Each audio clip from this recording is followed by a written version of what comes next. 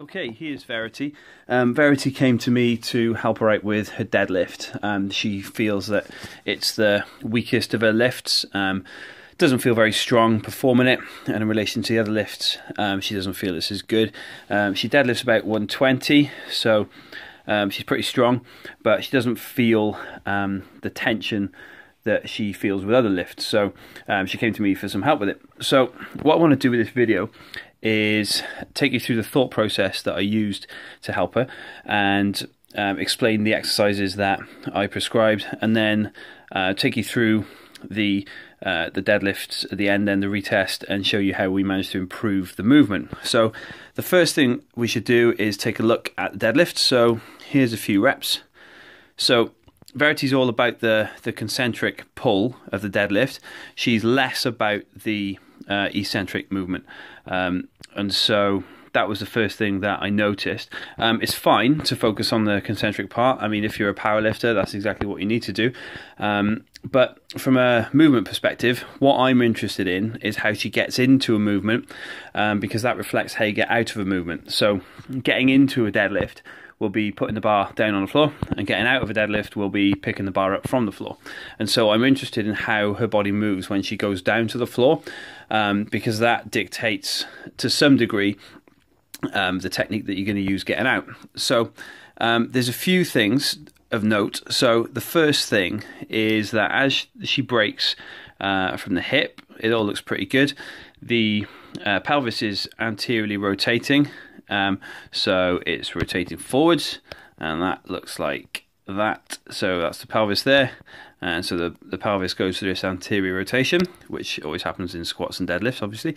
And then as the bar drops, she breaks at the hip, and then the knees start to travel forward, and it's at that point that the pelvis appears to stop rotating forward and then actually start rotating backwards. So if we look at the pelvis, we're in anterior rotation. The rotation of the pelvis has now stopped, and as she breaks at the knee, the pelvis actually looks like it starts to posteriorly rotate. So the pelvis starts to rotate backwards. And so what we've got there is we've got an anterior rotation at the start, and then as the bar passes the knees and the knees go, the pelvis starts to posteriorly rotate, or in other words, she does a bit of a butt wink at the bottom of the deadlift. And so from a muscle perspective, what that means is that at the top of the movement to about the knee, she's lengthening the hamstrings, and therefore winding up the hamstrings to work and help her pull back out. But as soon as she goes from the knee and that pelvis disappears underneath, the hamstrings are then going to be losing a bit of tension, because the pelvis is now moving this way as opposed to this way, which it does in the start. Sorry, it means the pelvis is going to start moving this way as opposed to this way, like it does on the way down. So again, anterior rotation of the pelvis, passes the knee, pelvis starts to rotate backwards, posteriorly.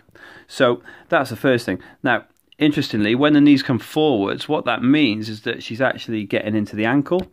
So she's eating up some dorsiflexion there in the ankle at the bottom of the deadlift, which for Verity I don't think is a good thing.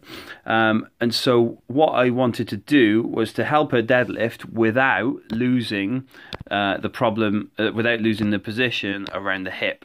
So I wanted to be able to perform the deadlift and keep in this anteriorly rotated position at the hip and not lose the hip underneath. So the first thing we did was to give her a barbell good morning, and what I did with this is to elevate her toes, and what that does, it means that it eats up a bit of dorsiflexion, and it means that she can't go into dorsiflexion at the ankle as easily, because we've already eaten it up to some degree by elevating the toes. That's the first thing. The next thing was that we put the bar on the top of the back to encourage her to keep a more rigid spine, because when the load's at the top of the back, the leverage is longer, and what that'll do is kind of stimulate the back to stay switched on, if you like. And I gave her the coaching cue of shoving her pelvis back and down, and to focus on keeping tension on the hamstrings even when the knees go, because the knees do go a bit, and they will, but the focus was to keep tension on the hamstrings throughout, and to do that by pushing the pelvis back and down. The next exercise from there was a deadlift with the toes elevated on a plate.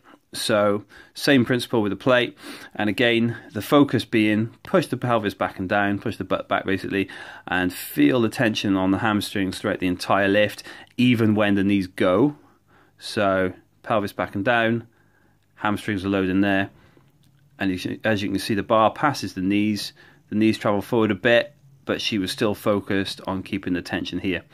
And again, this toes elevated position helps to, one, keep the center of mass a little bit further back, and two, stops dorsiflexion being eaten up, being used in the ankle, because it's eaten up to start with.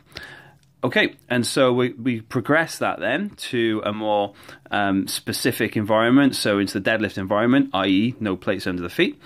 And as you can see, if we just watch her perform the movement now, you can see that her movement is now a lot more natural. Pelvis moves back, continues to move back, and at the bottom of that lift, we don't get the pelvis disappearing underneath, it just continues to travel back.